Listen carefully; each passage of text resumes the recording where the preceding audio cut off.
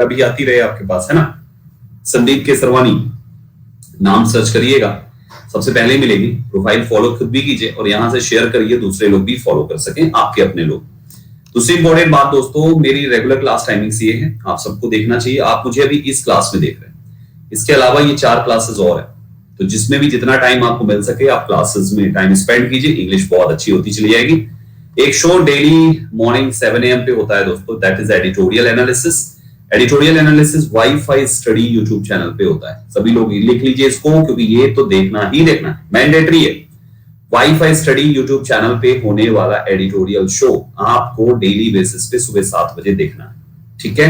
Time लिख लीजिए, YouTube channel wifi study, ये है यूट्यूब चैनल का नाम और ये है समय, ठीक। मेरे दोस्तों आइए शुरू करते हैं फिर आज की वर्ब की क्लास। देखो सबसे पहले देखो, वर्ब टॉपिक जब भी हमें पढ़ना होता है, वर्ब की इंपॉर्टेंस कितनी है एग्जाम में, कहां कहां पे वर्ब के क्वेश्चंस पूछे जाएंगे, इन सभी चीजों पर हम बात करें उससे पहले वर्ब क्या है ये जानना बहुत जरूरी है। सो माय डियर व्यूअर्स, आप में से कोई मुझे बताएगा व्हाट इज अ वर्ब। पिछले कई क्लासेस से हम लोग इस शब्द का जिक्र करते आए हैं, इसके बारे में मैं बोलता आया हूं और आप सभी लोगों ने वर्ब बहुत खेला है। तो आज मुझे ये बताइए कि आखिर वर्ब है क्या। आज हम इसका डिटेलिंग करने वाले हैं बहुत दबा के अच्छे से। व्हाट इज अ वर्ब, आपके अनुसार वर्ब क्या है। सभी लोग अपना अपना आंसर दें कमेंट बॉक्स में, जो भी आपको लगता है, हिंदी में, इंग्लिश में, जिस भी भाषा में देना है दें, लेकिन 2 ही भाषा मुझे समझ में आएगी।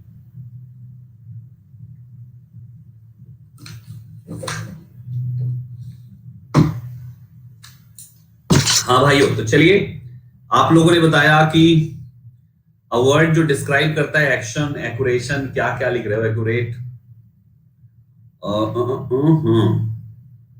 नेशनल स्टेट ऑफ माइंड को वर्ब कहते हैं, it shows doing of action कहते हैं, और वर्ब इज डूइंग वर्क कहते हैं, डिस्क्राइब एन एक्शन, बहुत अच्छे बहुत अच्छे बहुत अच्छे, काफी कुछ यहाँ पे अलग अलग आंसर्स आपकी तरफ से आ रहे हैं एंड ऑलमोस्ट सभी के आंसर्स यहाँ पर सही हैं, गलत किसी का नहीं है।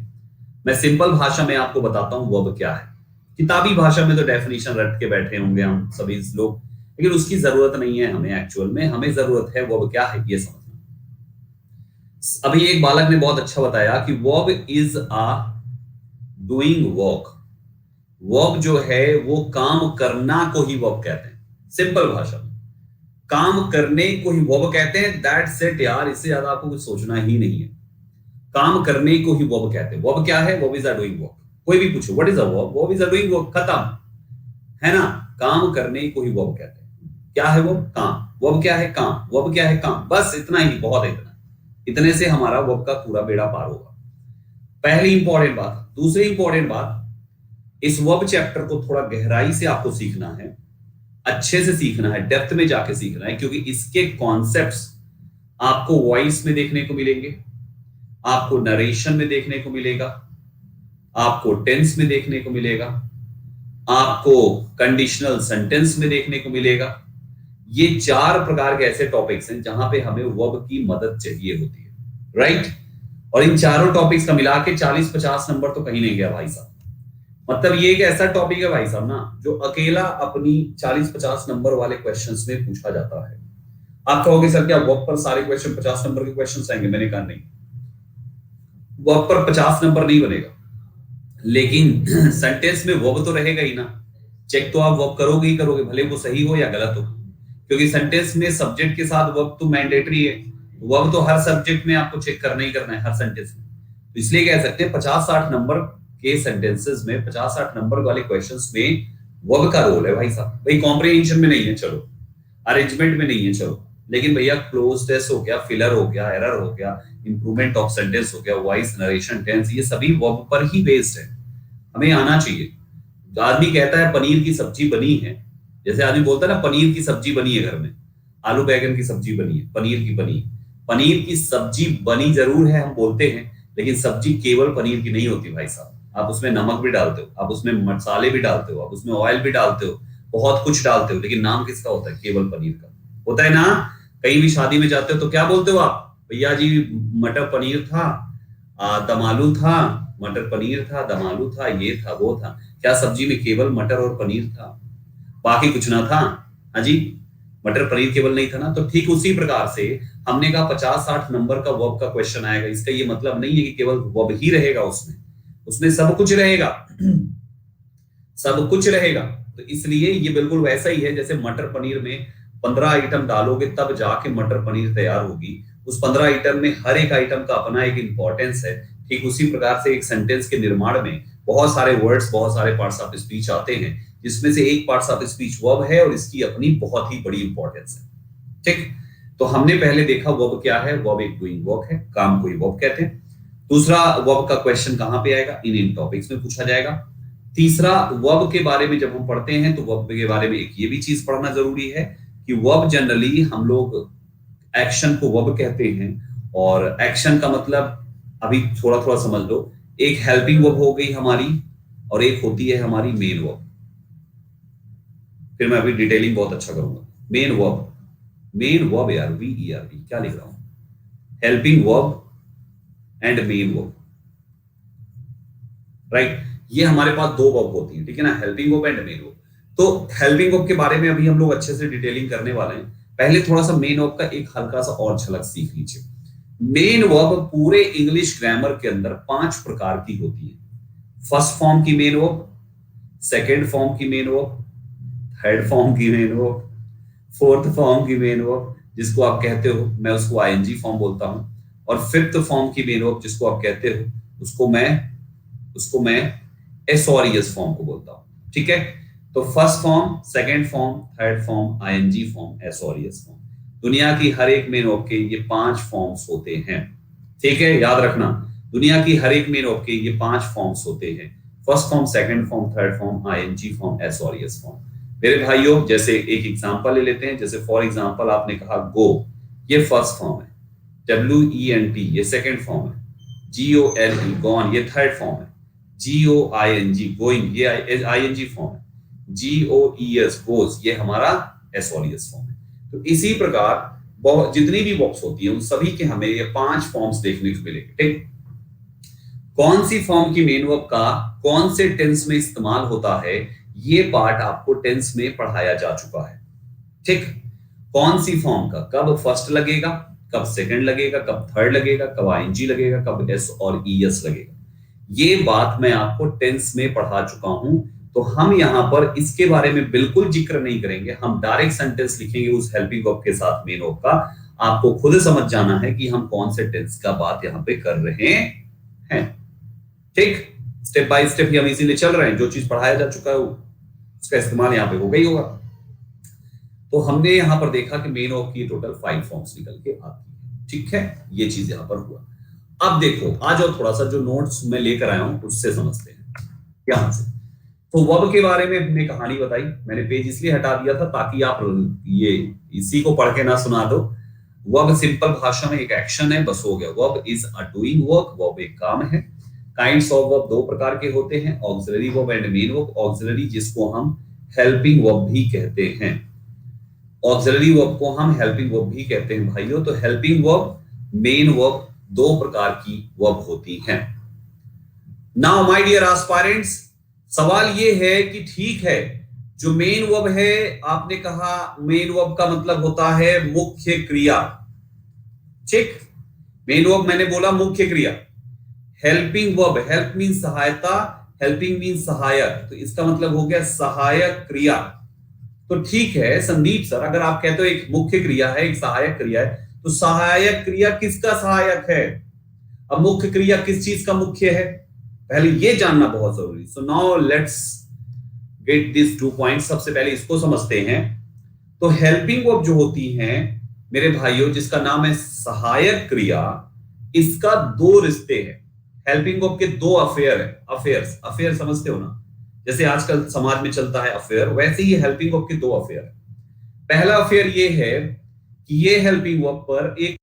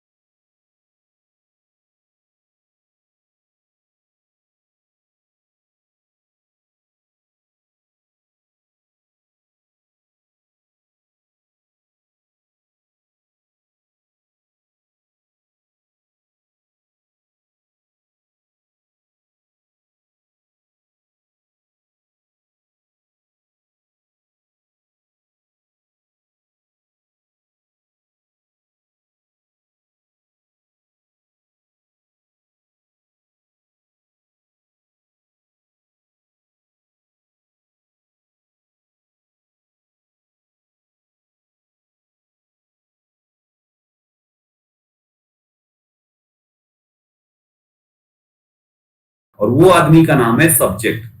हेल्पिंग वर्ब जो है सेंटेंस में सब्जेक्ट के कहे अनुसार चलता है, लेकिन सब्जेक्ट के कहे अनुसार चलता है, लेकिन सब्जेक्ट की मदद कभी नहीं करता। समझना ध्यान से। जैसे ये उसी प्रकार से है कि घर में किसी कपल के एक बेटा है जिसकी उम्र 22 साल हो गई है, उसकी बाप से बिल्कुल नहीं बनती उसकी, तो बाप से पैसे लेने हैं, बाप के बनाए हुए घर में रहना है, तो बाप का कहना मानना है। लेकिन बाप का कहना जरूर मानता है, लेकिन भाई साहब जब बात आती है कि मम्मी और पापा में से किसको चुनेगा, तो मां को चुनता है। लेकिन घर में बाप के रहना है तो बाप की बात सुननी पड़ेगी। ठीक उसी प्रकार से अगर सेंटेंस में हेल्पिंग वर्ब को अब जगह चाहिए, सेंटेंस जो है वो सब्जेक्ट का घर है, एक प्रकार से मान लो। अगर इस घर में हेल्पिंग वर्ब को जगह चाहिए तो सब्जेक्ट के अनुसार रहना पड़ेगा। बोले तो सब्जेक्ट अगर सिंगुलर है तो आपकी हेल्पिंग वर्ब भी सिंगुलर हो जाती है, सब्जेक्ट अगर प्लूरल है तो आपकी हेल्पिंग वर्ब भी प्लूरल हो जाती है। मतलब सब्जेक्ट के अनुसार एकदम मे करके बैठा रहता है, ठीक।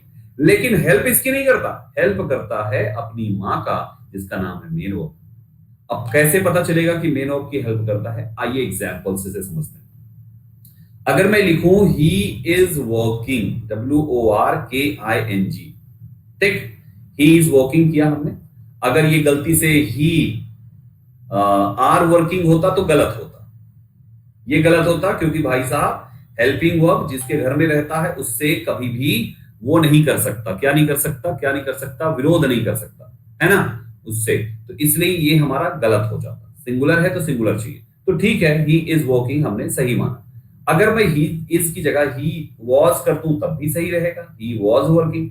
लेकिन एक बात ध्यान से देखिए, हमने हेल्पिंग वर्ब प्रेजेंट का पास्ट किया, सब्जेक्ट ने दोनों को अपने अपने धर्म में परिवर्तन करवा लिया, सिंगुलर। लेकिन मामला अभी भी वही है कि मदद किसकी करी, सवाल तो अभी भी वही पेंडिंग है। तो मेरे भाइयों आप ये बताओ, ये प्रेजेंट है और ये पास्ट है, किसकी वजह से?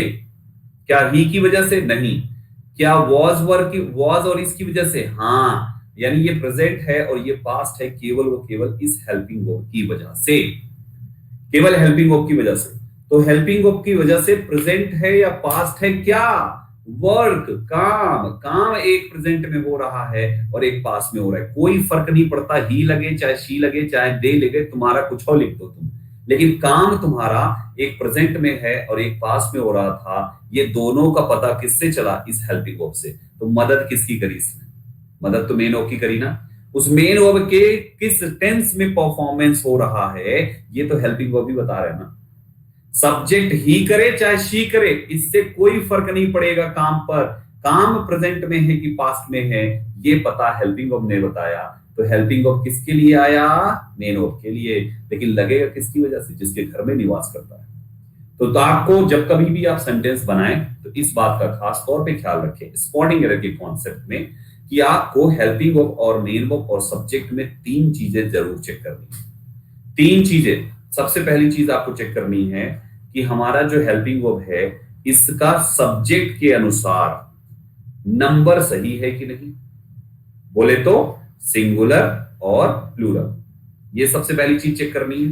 दूसरी चीज इसी हेल्पिंग वर्ब का ये चेक करना है कि आगे दिए हुए मेन वर्ब के साथ इस हेल्पिंग वर्ब ने जो लगा हुआ है, अगर इज लगा हुआ है और सपोज आईएनजी आना चाहिए एक्टिव वॉइस में, तो वो लगा है कि नहीं लगा, ये दूसरे नंबर पे चेक करना है। जब भी आप एरर डिटेक्शन करते हो आप पूछते हो संदीप सर आप कैसे पकड़ लेते हो एरर?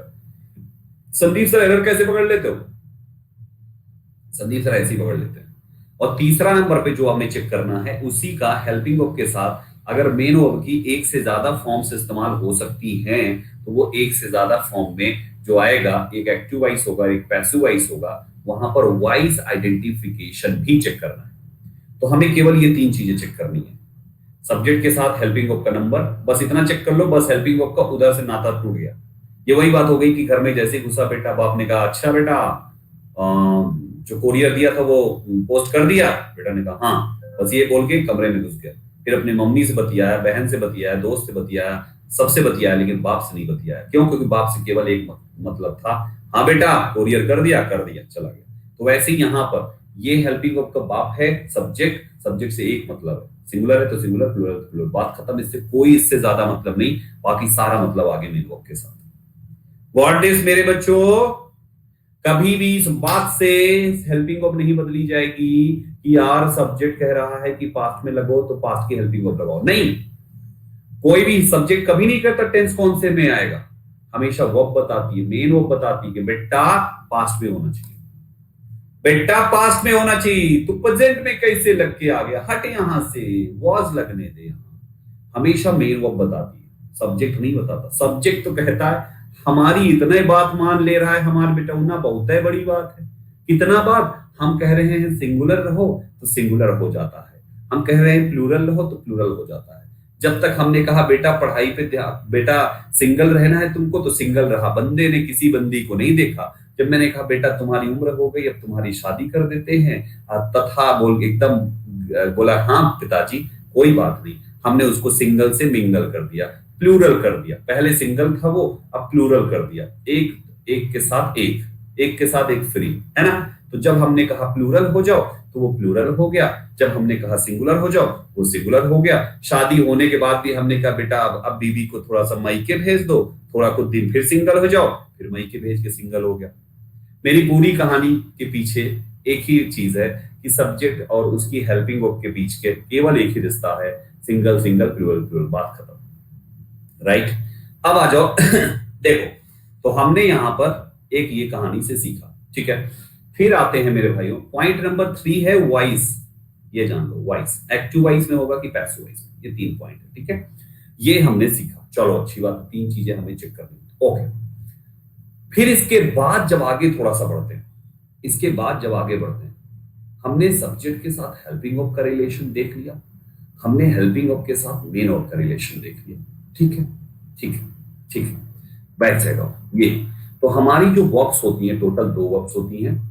मुख्य वर्ब क्या है मैंने आपको बता दिया कि सब्जेक्ट के द्वारा जो कार्य होगा वो यही है, और इसका टाइमिंग कौन से टेंस में होगा वो ये है, हेल्पिंग वर्ब है। हेल्पिंग वर्ब का टेंस डिसाइड होता है, मेन वर्ब का टेंस डिसाइड होता है हेल्पिंग वर्ब से। मेन वर्ब जो हमारा सब्जेक्ट करता है उसको कहते हैं, सब्जेक्ट के अनुसार हेल्पिंग वर्ब का नंबर डिसाइड किया जाता है। ये तीनों चक्र है भाई साहब, चक्र, ये चक्र है। मुख्य क्रिया सब्जेक्ट के लिए आती है, सब्जेक्ट के अनुसार हेल्पिंग वर्ब को लगना पड़ेगा, हेल्पिंग वर्ब मदद करती है मुख्य क्रिया की, ये चक्र है, समझे, ये चक्र है, ऐसे ऐसे करके घूमेगा, ये ऐसे चक्र है। राइट एवरीवन, सो हमने यहां तक देखा, ठीक है। थोड़ा सा आगे चलते हैं।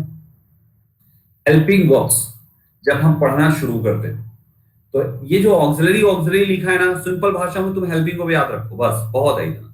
ऑक्सिलरी वर्ब का मतलब हेल्पिंग वर्ब है भाई, किताबी भाषा में थोड़ा लिखा है हमने, क्यों, क्योंकि आगे कुछ ऐसी बातें हैं जिसपे ऑक्सिलरी बोलना थोड़ा ठीक लगेगा, इसलिए मैंने लिख दिया। बाकी अगर हेल्पिंग समझ में आता है ना तो तुम ऑक्सिलरी के चक्कर में मत पड़ो, केवल हेल्पिंग वर्ब याद रखो। Right everyone, so now we have auxiliary verb, helping verb जिसको कहते हैं, लिखा भी है।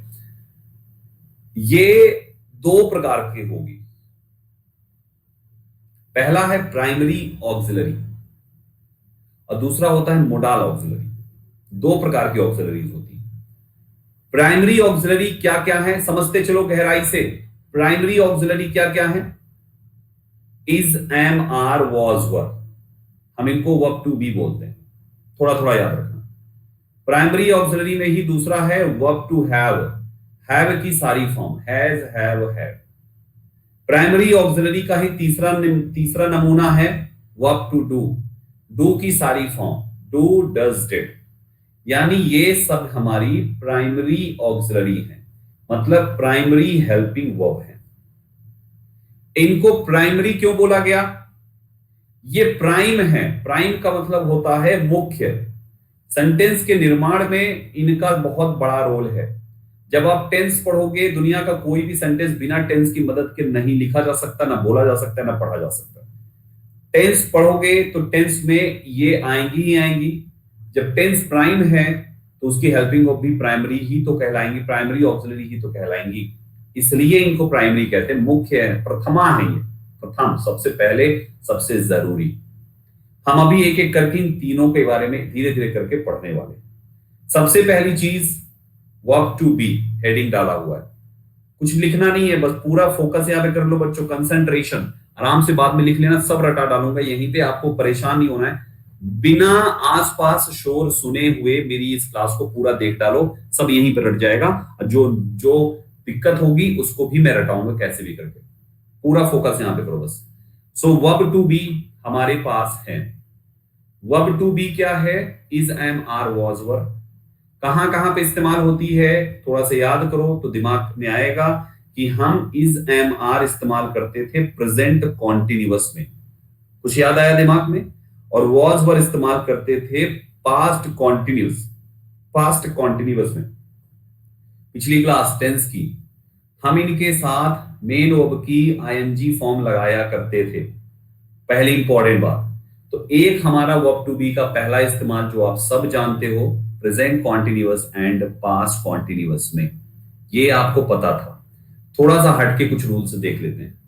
हम ऐसे भी इनका इस्तेमाल कर सकते हैं, ही इज टू लीव, यानी कि वर्ब टू बी के पश्चात टू प्लस मेन वर्ब की फर्स्ट फॉर्म इस्तेमाल कर सकते हैं। He is to leave, I am to talk, she is to sleep now, he is to go now, they are to play with her। Are you getting my point? अब यहां पर इस type से हम करते हैं, यानी कि ये वही है, he is to leave यानी verb to be to plus first form. ठीक है, बहुत सारे एग्जाम्पल्स है, कुछ भी बना सकते हो, है ना? जैसे she is to come here, they are to meet him। किसी भी टाइप से ये कंस्ट्रक्शन आप फ्रेम कर सकते हो। अगर यही बात नकारात्मक है, नेगेटिव है, तो आप बोलोगे he is not to leave, he is not, यहां पर नॉट जुड़ जाएगा। They are not to go, she is not to marry him. ऐसे करके, मतलब नॉट टू फर्स्ट फॉर्म होगा, यहां नॉट मत लगाना, यहां लगाना। ये टू प्लस फर्स्ट फॉर्म के बीच में कुछ और नहीं आता कभी, ये याद रखिएगा। ठीक, तो हमने वर्ब टू बी का ये पहला कॉन्सेप्ट सीखा कि to be to first form होता है या be not to first form होता है। इतनी बात समझ गए? अभी सेकेंड एग्जाम्पल तक हम प्रिया आए ही कहां हैं, अभी धैर्य रखो बालक बालिका, थोड़ा धैर्य रखो, मुझे आने दो। एक भी सवाल नहीं रहेगा आपके पास, आप चिंता मत करो, भरोसा करो कि जो मैं पढ़ा रहा हूं आपके कंफ्यूजन का मुझे पता है कि आपके दिमाग में कहां पे सवाल उठ सकता है। 99% सवाल मेरी क्लास के खत्म होते होते खत्म हो जाएंगे, अंतिम में 1% लेके डाउट पूछ लेना। ठीक है, इतना भरोसा करो। मैं ऐसा इतना धीरे इसलिए पढ़ा रहा हूं कि हर बात कैच करो जीरो लेवल से मेरा। ठीक, सो हमने यहां पर देखा वर्ब टू बी का वो वाला, आप पहला रूल पढ़ चुके हो टेंस में। दूसरा रूल आपने यहां पे मेरे साथ पढ़ा, टू बी मतलब be plus to plus first form, ये हमारा अगला रूल हो गया।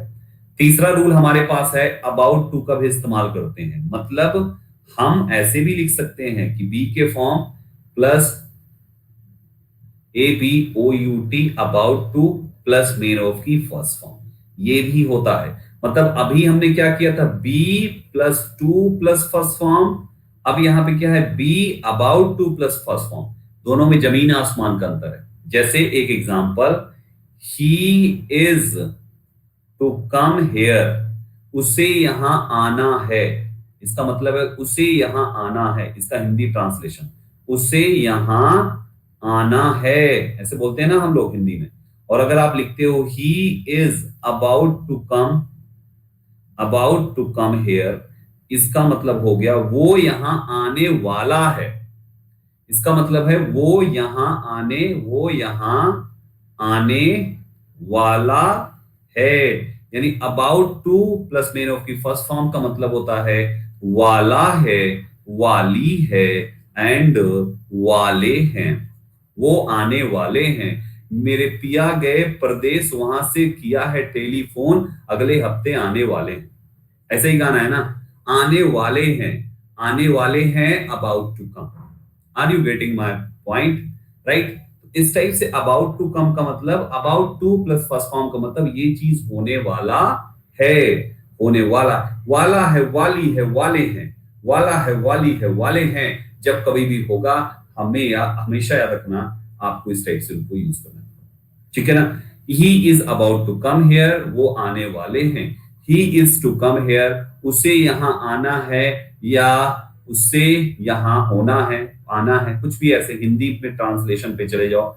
एग्जैक्ट हिंदी ट्रांसलेशन मत करना, मतलब ऐसे बस बात समझ लेना है कि हाँ वो कहना क्या चाह रहा है, ठीक है।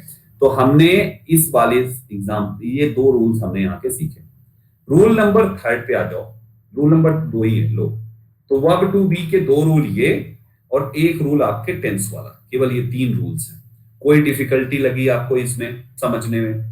कोई भी डिफिकल्टी लगी? नहीं ना। कहने का मतलब अगर ऐसा सेंटेंस आया तो गलत मत करना, सही होता है, ठीक।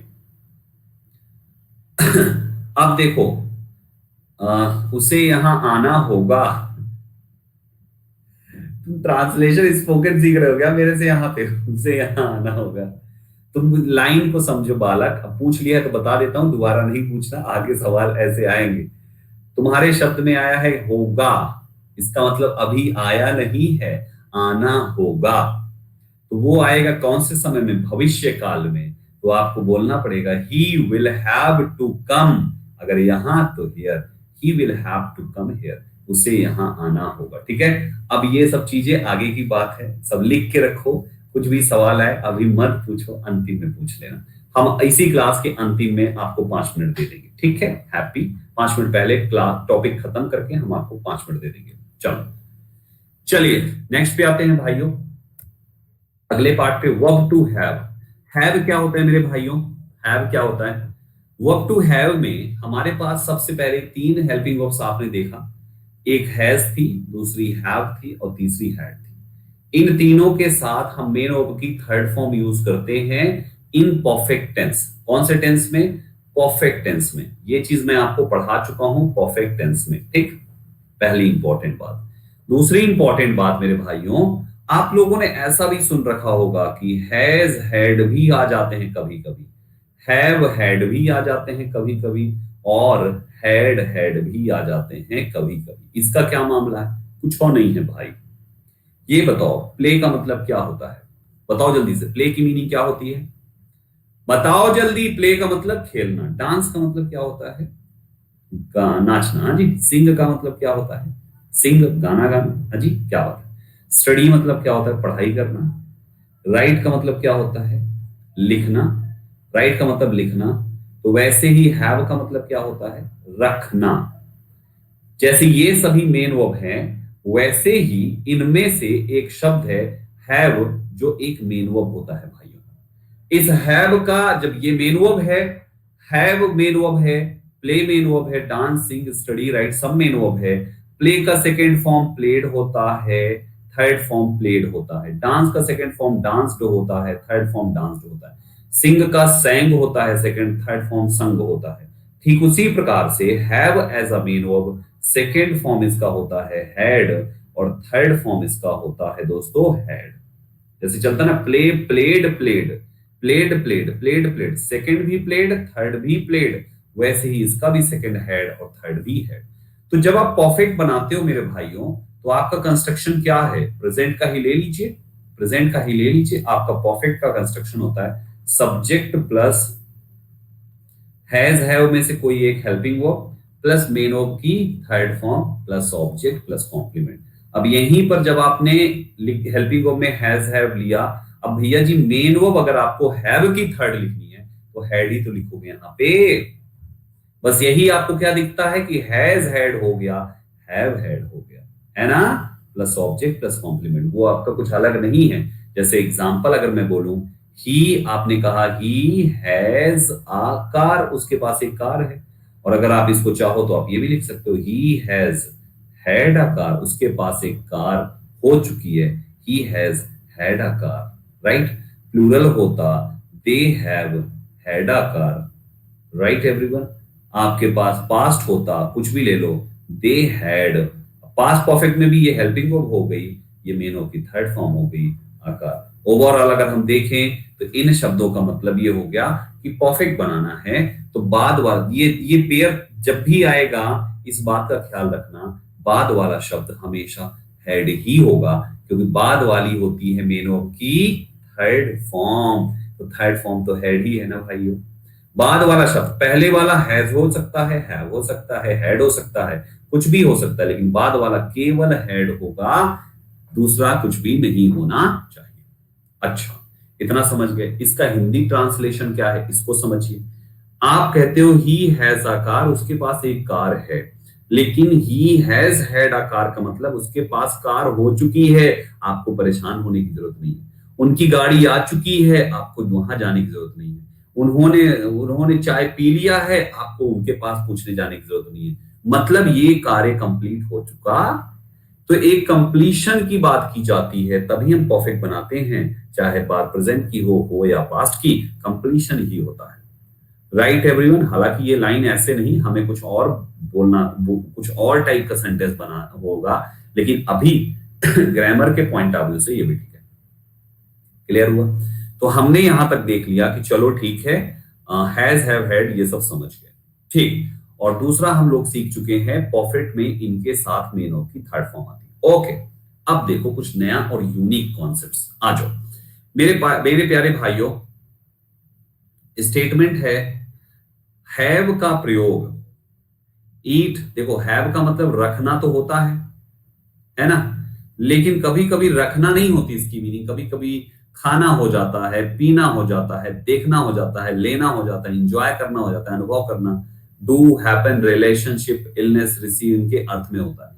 कुछ कभी कभी हैव शब्द का मतलब इतने सारे होते हैं, जैसे हैव लंच हम बोलते हैं। हैव लंच का मतलब दोपहर का खाना खाया, मेरे बाबू ने दोपहर का खाना खाया। अगर हम बोले हैव डिनर, मेरे बाबू ने दोपहर का खाना, मेरे बाबू ने रात का खाना खाया, तो ये हैव डिनर का मतलब रात का खाना खाया। बात समझ में आया? खाना खाया, हमारे बाबू ने खाना खाया, बोले थाया, थाना थाया, थाया थाया, मेरा बाबू ने थाना थाया। बाबू से अगर आप नहीं पूछोगे तो बाबू थाना थोड़ी ना थाएदा, ताहे थी बाबू ता आज परदोत व्रत है, परदोत व्रत में तो थाना थोड़ी ना थाना है अजी, ऐसे होता है बाबू। तो वैसे ही have a meal, have a coffee, have tea, जिसके साथ आर्टिकल लगा है उसके साथ आर्टिकल के साथ लगा रहेगा, जिसमें आर्टिकल नहीं लगा वो विदाउट आर्टिकल रहेगा। Have a drink, have a dream, have a bath, have a sleep, have a walk, have an accident, have yoga, have a house, have two daughters, have a bad headache. ये सारे शब्द यहाँ पर इसी की meaning have के साथ है। Right everyone, are you getting? तो हमारे पास एक नया चीज निकला कि भैया हैव का मतलब हर जगह रखना रखना नहीं होता। हैव का मतलब खाना पीना, नहाना, ये करना वो करना, बहुत है कुछ करना होता है। और ये सब कुछ इधर लिखा है रे बबुआ, देखो ना। Got this point? सो ये हमने हैव का अगला कॉन्सेप्ट सीखा, ठीक है। थोड़ा सा और आगे बढ़ते हैं। जब काम खुद ना करके किसी दूसरे से कराया जाए तो हम वहां पर दो शब्द का इस्तेमाल करते हैं, हैव या गेट, कोई सा भी। फिर यहां पर उस काम को लिखते हैं और मेन वर्ब की थर्ड फॉर्म लिख देते हैं। जैसे दुनिया के सारे काम आप थोड़ी ना करते हो, हाँ जी, दुनिया के सारे काम हम नहीं कर सकते ना। गाड़ी अगर आपकी खराब होती तो सर्विस आप खुद करते हो या दूसरे से कराते हो? सर्विस दूसरे से कराते हो ना। सर दर्द होता है तो चंपी खुद मारते हो या दूसरे से करवाते हो चंपी, है ना? घर पे ऐसे ऐसे मम्मा करती होंगी ना, तेल वेल लगाती होंगी। बड़े बाल वाली लड़कियों ऐसी करती ना, तुम सब बच्चा लोगों का, मम्मा बहुत दिन हो गया तेल नहीं लगाया, प्लीज मम्मा लगा दो ना, प्लीज मामा, प्लीज मामा। तो सिस्टर से, बहन से, भाई से, जिससे भी मर्जी, जो मुर्गा बन गया उसको पकड़े, उससे तेल लगवाए। तो यहाँ पे दुनिया के बहुत सारे ऐसे काम होते हैं जो हम खुद नहीं करते, हम दूसरों से करवाते हैं। जब कभी भी दूसरों से काम करवाया जाए, आप लोग कभी कभी पूछते हो ना, Sandeep sir helping verb main verb के बीच में ये एक वर्ड क्या कर रहा है, नाउन क्या कर रहा है?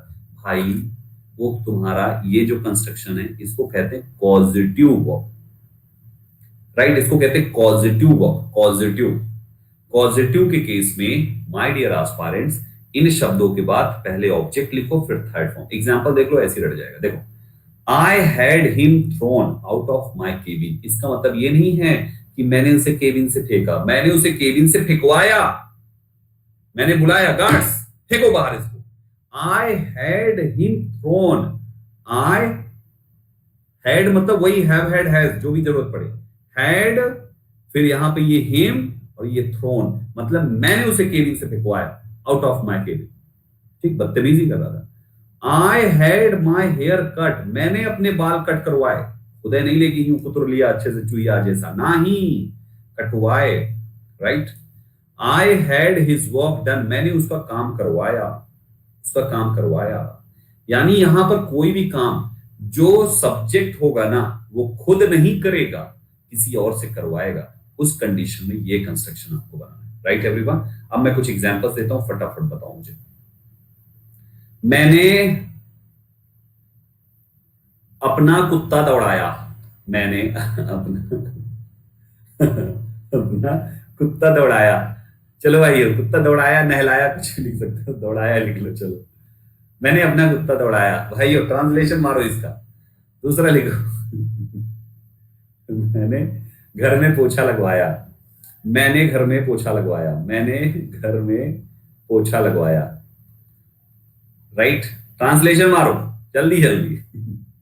तीसरा, उसने बाजार से सब्जी मंगवाई। उसने बाजार से उसने बाजार से सब्जी मंगवाई।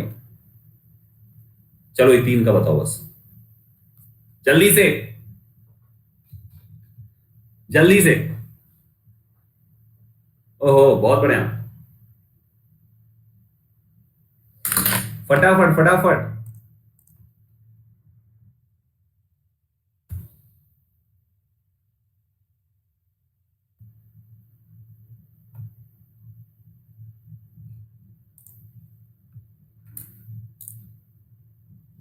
ग्रेट। अब देखो इनका ट्रांसलेशन। मैंने अपना कुत्ता दौड़ाया, दौड़वाया मान लो, दौड़वाया। आई हैड या गॉट माई डॉग रन, खुद नहीं दौड़ा ना, रन, इसका मतलब दूसरा कोई दौड़ा, कुत्ता दौड़ा, थर्ड पार्टी, रन लिखो। मैंने घर में पोछा लगवाया। आई हैड माई हाउस मॉप्ड या वाइप्ड।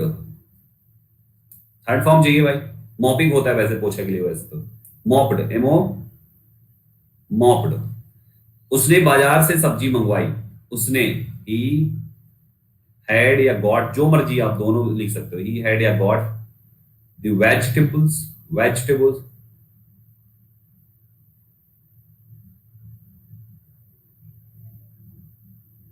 बी एल ई, हाँ वेजिटेबल्स, ही हैड या गॉट द वेजिटेबल्स ब्रॉट, कहां से, फ्रॉम मार्केट। Right everyone. तो ये होता है, खरीदवाई नहीं है भाई, मंगवाई मतलब ब्रिंग होता है, ब्रिंग मतलब मंगवाना। ठीक है। तो यहां पर ये आपके सामने तीन शब्द हो गए, तीन सेंटेंसेस हो गए। इनको कहते हैं मेरे भाइयों कॉजेटिव वर्ब। ये कॉज कोई और है तो वहां पर हम इस टाइप से स्टेटमेंट बना लेते हैं। ठीक है। तो तीसरे में यहाँ पे मुन्ना भाई, ये सब्जेक्ट हो गया हेल्पिंग वर्ब, ये तुम्हारा ऑब्जेक्ट हो गया, मेन वर्ब की थर्ड फॉर्म हो गई। अब मंगवाई कहां से, फ्रॉम मार्केट, सिंपल है। इस टाइप से इन पॉइंट्स को याद रखना है कि ये जो हमारी बात है, इसमें जब काम खुद ना करके किसी दूसरे से करवाया जाए तो वहां पर हमेशा ऐसे किया जाता है। मैंने अपनी गाड़ी धुलवाई, मैंने कपड़े धुलवाए, कपड़े प्रेस करवाए, जूते पॉलिश करवाई, बाल कटवाए, चश्मा बनवाया, ये किया वो किया, कुछ भी यार, सारे काम तो हम लोग दो चार छोड़ के सब तो दूसरों से ही करवाते हैं। तो ये सारे काम क्या है भाइयों, हमेशा पॉजिटिव अपने हैव या गेट के साथ डालते हैं। ठीक है। अगला पॉइंट है ये वाला, जैसे हमने इज टू फर्स्ट फॉर्म किया था, वैसे यहां पर have to first, has to first, had to first है। जैसे आपने कहा, एक लिख लीजिए यहां पर, हैव, हैज या हैड, तीन में से कोई भी हो सकता है। टू प्लस मेन ऑफ की फर्स्ट फॉर्म, जैसे I have to do it, right. They had, they had to call me, देख लीजिए आप, had had. She has to, she has to talk to you. अगर यही नेगेटिव हो जाए तो, नेगेटिव इनमें से तीनों में हो जाए तो, she has not to talk to you. हमेशा याद रखना, मैंने बोला ना टू प्लस फर्स्ट फॉर्म में छिड़खानी मत करना भाई, इसमें छिड़खानी मत करना। नॉट है तो अब इसी के बाद ही लिखोगे, तो बस यहां पे नॉट आ जाए, राइट। तो इस टाइप से हमेशा याद रखना। जैसे आप कहते हो ना संदीप सर हैज के साथ थर्ड फॉर्म चाहिए थी, भाई फर्स्ट फॉर्म भी आता है, ये इन्फिनिटिव लगाते हैं इसको, ठीक है। तो ये पॉइंट भी याद रखना। अगला दिया हुआ है हैड इफ के अर्थ में, इसका क्या मतलब समझिए मेरे प्यारे भाइयों। कंडीशनल सेंटेंस हम आपको आगे पढ़ाएंगे। अरे पढ़ाया तो है यार, ये पढ़ा चुका हूं, देखो कैसे। आपको याद होगा मैंने ये भी पढ़ाया था ना कि if I had seen him, यदि मैंने उसको देखा होता, I would have I would have called the police, तो मैंने पुलिस को बुला दिया होता। तो आपको याद होगा मैंने टेंस में पढ़ाया है कि हम इफ को हटा के इस हैड को इसकी जगह पे बैठा सकते हैं, याद आया। तो हैड आई सीन हिम, है ना, I would have called the police. मेरे भाइयों आपके टेंस से लिंक करता हुआ है, तो एक बार आपको टेंस देखना पड़ेगा, अगर आपने नहीं देखा तो देख लीजिएगा, इसी बैच में जाए। सो यहां पर आपका ये वाला हिस्सा इस तरीके से हमारा यहां पे सेट हो जाता, ठीक, ग्रेट। आगे आते हैं, ठीक। अब आता है work to do. Work to do क्या है भाइयों, पढ़िए जल्दी से, पानी पीओ थोड़ा सा। डाउट है कुणाल, क्या डाउट है बेटा, पूछो कुणाल।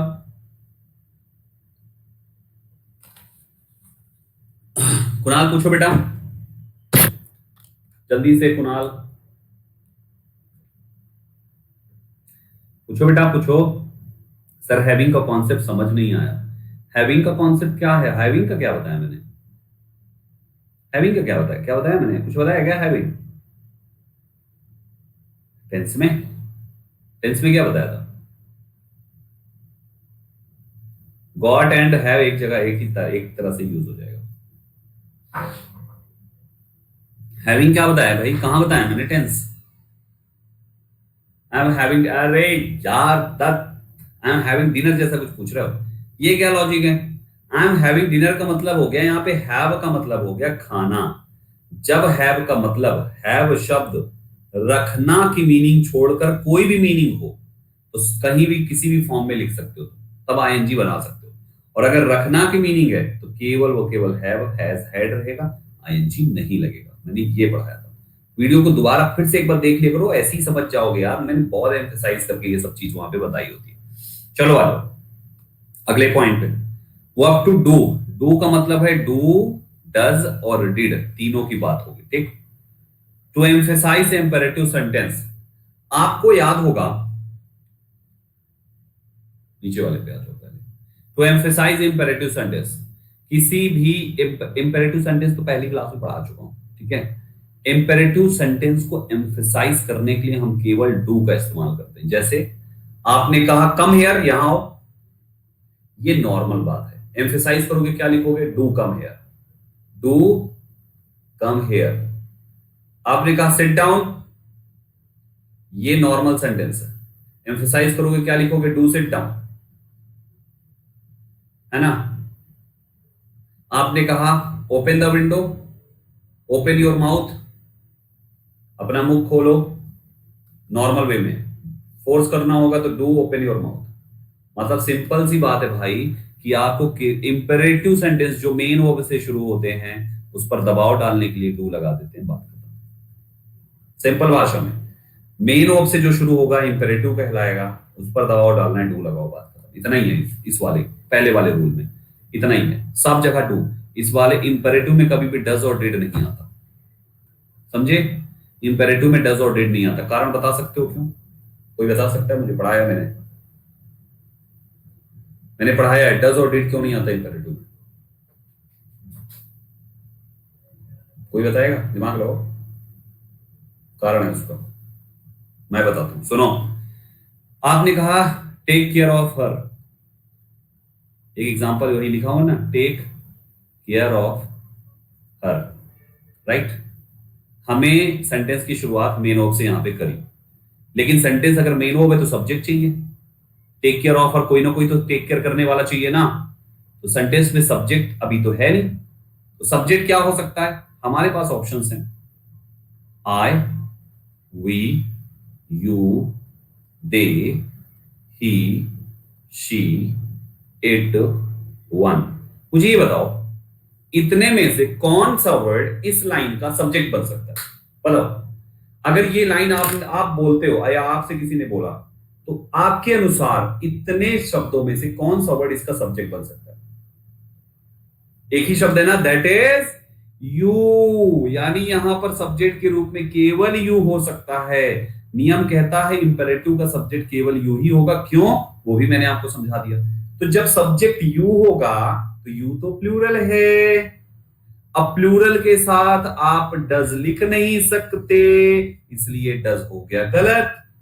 डिड इसलिए नहीं लिखोगे क्योंकि डिड बात करता है पास्ट की, और भैया जी टेक केयर ऑफ हर का मतलब उसका ध्यान रखना, तो कहने के बाद रखेगा ना वो, तो वो बाद वाला टाइम तो फ्यूचर हो गया। तो फ्यूचर में जब लाइन है तो पास्ट की हेल्पिंग को कैसे मार सकते हो? यही कारण है कि ना डिड आता है इसके साथ और ना ही डज आता है। आता है तो केवल एक, दैट इज। कोई भी बोले ना, क्यों? उसके मुख पे, कान पे ऐसा चिपकाओ आंसर कि उसका मुख सब एकदम बंद हो जाए कि भैया इनसे पंगा ना लो, इनका कॉन्सेप्ट बहुत अच्छा है। Are you getting my point? दूसरे नंबर पे आ जाओ, क्वेश्चन टैग में डू डज डिड का प्रयोग। क्वेश्चन टैग पढ़ाया नहीं है ना अभी? नहीं पढ़ाया ना? पढ़ाऊंगा। ये तुम्हारा होल्ड है, क्योंकि इसमें कुछ अलग है ही नहीं, बहुत आसान चीज है। तुमको क्वेश्चन टैग में सिखाएंगे, टेंस के हिसाब से होता है, इसमें क्या दिमाग लगाना, इसको बाद में सिखाएंगे। अभी पढ़ाएंगे, क्वेश्चन टैग सिखाना पड़ेगा। तो ये तुम्हारा क्वेश्चन टैग का टॉपिक है। तीसरे पे आ जाओ, ये इंपॉर्टेंट है। शॉर्ट आंसर, प्रिंसिपल वर्ब के रिपीटेशन को शॉर्ट आंसर में, लाइन समझना। सबसे पहला शॉर्ट आंसर मतलब आंसर थोड़ा सा दे। प्रिंसिपल वर्ब, प्रिंसिपल वर्ब उस वर्ब को कहते हैं जो सेंटेंस के सब्जेक्ट के अनुसार उसके लिए लगती है और टेंस बताती है उसकी। मतलब मेन वर्ब जो सब्जेक्ट का मुख्य वर्ब होता है उसको हम कहते हैं principal verb.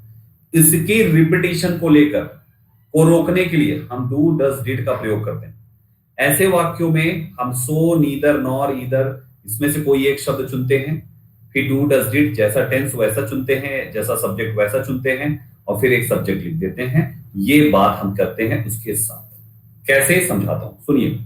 Neha does not do anything. Neha कुछ नहीं करता, उसका भैया कुछ ना करता। अभी बोलता है ना, तो कुछ नहीं करने का काम दो लोग कर रहे हैं, ना नेहा कर रही है ना उसका भाई कर रहा है। तो हमारा पहला जो है यहां तक एक स्टेटमेंट हो गया, Neha does not do anything. ठीक है, ये हो गया नेहा कुछ नहीं करती है। अब इसमें आप यही कहना चाहते हो कि उसका भाई भी कुछ नहीं करता है, तो सेम लाइन में आप अगर आप ये भी लिखते हो and his brother also does not do anything, तो आपने तो वर्ब रिपीट कर दिया ना। वही तो नहीं होना चाहिए भाई। तो क्या करना है, जैसा उसकी बहन वैसा उसके भाई। तो भाई भी नहीं करता है, इसलिए नहीं करने पर नेगेटिव शब्द आ गया नीदर। और फिर उसके बाद मैंने क्या बोला, इसमें से एक चुनने के बाद आप क्या करोगे, पहले डू डज डिड में से लगाओगे। प्रेजेंट है यहां पे, इसलिए प्रेजेंट आ गया वर्ब। जरूरी नहीं कि इधर डज होगा तब डज आएगा, इधर प्लेज होता तब भी इधर डज ही आता। और फिर क्या चाहिए हमें, एक सब्जेक्ट चाहिए। सब्जेक्ट कौन, उसका भाई जो नहीं करता है। तो हो गया neither does her brother. Are you getting my point? Any confusion? नीचे है पूजा सिंग्स वेल, पूजा अच्छा गाती है और उसका भाई भी अच्छा गाता है। तो पूजा भी गाती है अच्छा, भाई भी गाता है अच्छा। ये बात पॉजिटिव है नेगेटिव है? पॉजिटिव है ना। पॉजिटिव बात हो गई, भाई भी गाता है अच्छा, पूजा भी गाती है अच्छा। तो देखो लिखा है पूजा सिंग्स वेल, इतना तो समझते ही हो, इसमें कोई नहीं है। अब पूजा अच्छा गाती है, इसी में हमें आगे बताना है कि भाई भी अच्छा गाता है। तो हमने लिख दिया एंड सो। ये अब चाहिए हेल्पिंग वर्ब, तो सिंग्स प्रेजेंट इंडेफिनिट है, उसके भाई के लिए प्रेजेंट इंडेफिनिट में डज ही तो लिखोगे। सो डज हर ब्रदर। तो ये रहा पॉजिटिव। मैंने कहा ना इधर वर्ब कुछ भी हो, तुम्हें इधर साइड तीन ही शब्द मिले हैं, डू डज एंड डिड। तो किसी भी वर्ब की रिपीटेशन को रोकने के लिए हम इस टाइप से शब्द यूज करते हैं। आपके एग्जाम में जो एरर आएगी वो कुछ इस टाइप से आएगी, Pooja sings well and her brother does so, तो ये गलत है। And so does her brother, ये होना चाहिए। मतलब हम इसको कहते हैं इनवर्जन। आपको यहां पे इनवर्जन अप्लाई करना है। Are you getting my point my dear बच्चा लोग? ठीक है, कुछ एग्जांपल्स देता हूं, आप लोग करो।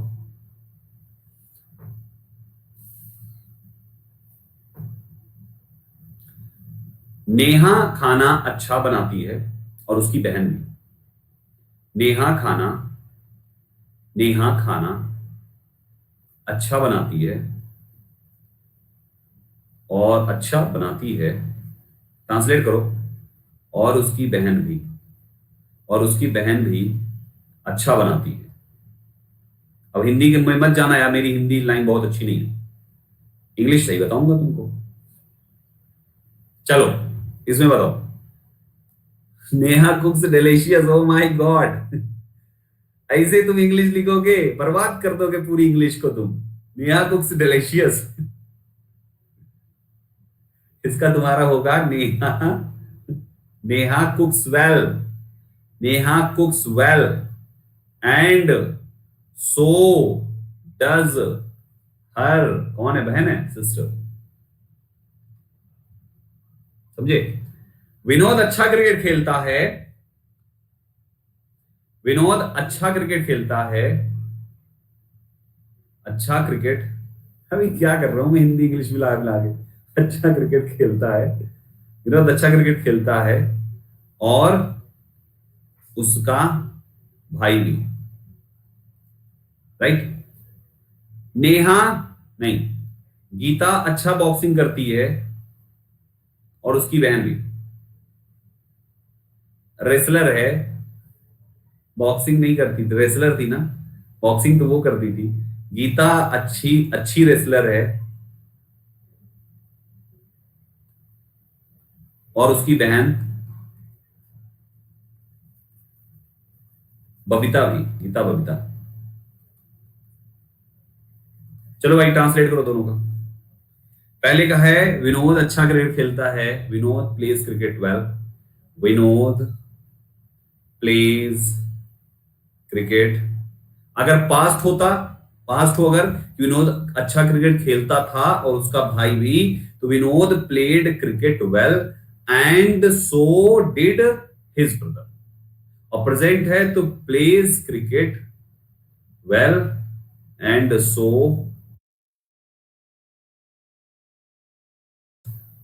His brother. ऐसे ही नीचे वाले का भी बना लेते, ठीक है। तो भाइयों ये है नीचे वाले, गीता अच्छी अच्छी रेसलर है, Geeta is a good wrestler,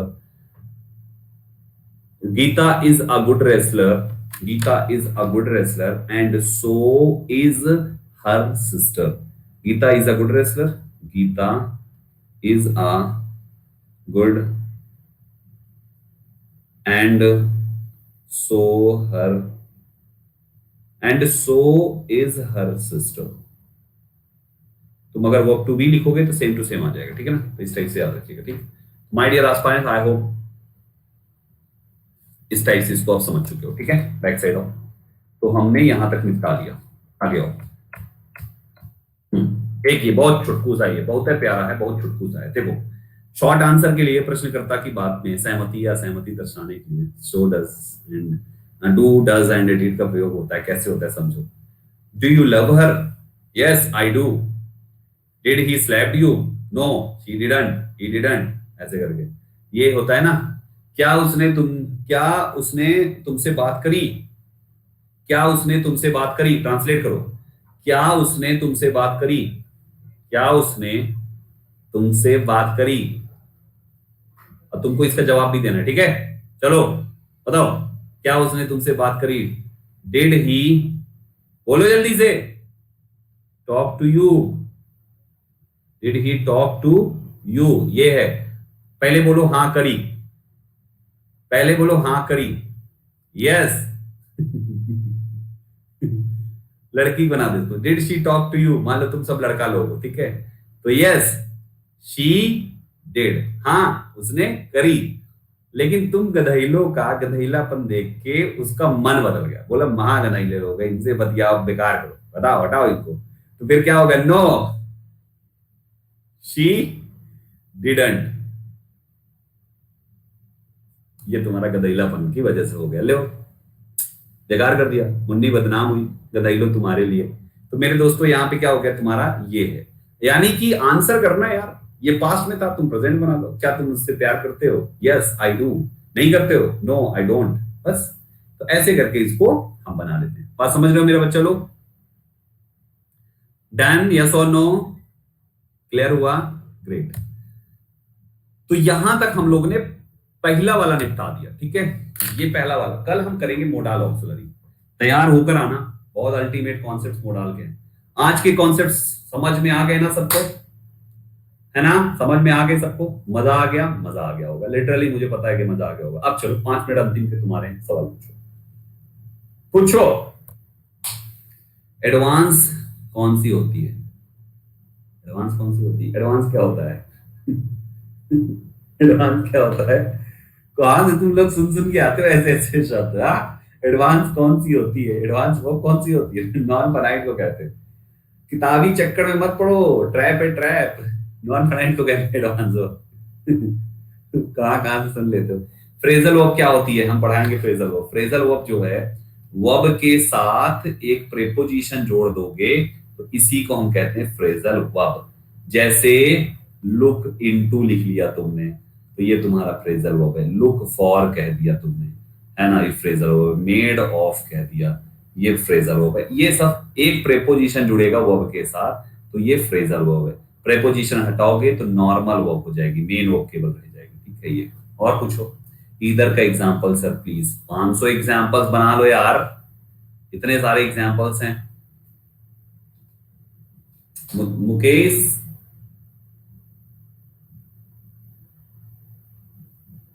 या तो मुकेश तुम्हें पसंद करता है या तो संतोष, तो ये कंजंक्शन बनेगा। मुकेश तुम्हें पसंद करता है या तो तुम उसे पसंद करते हो। मुकेश तुम्हें पसंद करता है या तो तुम उसे पसंद करते हो, दोनों में से एक ही उसे पसंद करते हो। तो मुकेश लाइक्स यू ईदर, फिर क्या है? तुम है ना, ईदर, और फिर सब्जेक्ट में यू आएगा तो बीच में डू मार दो, खत्म। ईदर डू यू, तो डू यू का मतलब वहां पे लाइक हो जाएगा। सर वुड टू बी का एग्जांपल, वुड टू बी। अबे वुड टू बी कब पढ़ाया मैंने वुड टू बी कब पढ़ाया? मेरे भाई, मेरे अपने, मेरे लाल दीपू, वुड टू बी कब पढ़ाया मैंने? अपने से तो पूछेगी एग्जांपल, कह रहा है सर वुड टू बी का एग्जांपल दे दो। हमें ये कब पढ़ाया मैंने? कभी पढ़ाया क्या मैंने? हाँ। अपने से दिमाग लगाए पड़ा हुआ है जबरदस्ती। और पूछो, जेन्युइन सवाल पूछो ढंग के। वो क्या वर्ड और मेड इजी कर सकते हैं 100%। आंख बंद करके तुषार करो, ब्रह्मास्त्र है वो कैफ का।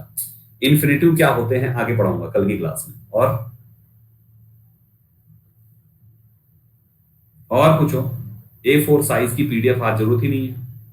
क्वेश्चन है ऐसा कुछ पढ़ाया ही नहीं जिसमें क्वेश्चन दिया जाए आपको। अभी आपसे बात कर सकते हैं, मैं यहां कर तो रहा हूं सौरभ, जितना मर्जी करो, बतियाओ हमसे, बोलो क्या बतियाना है।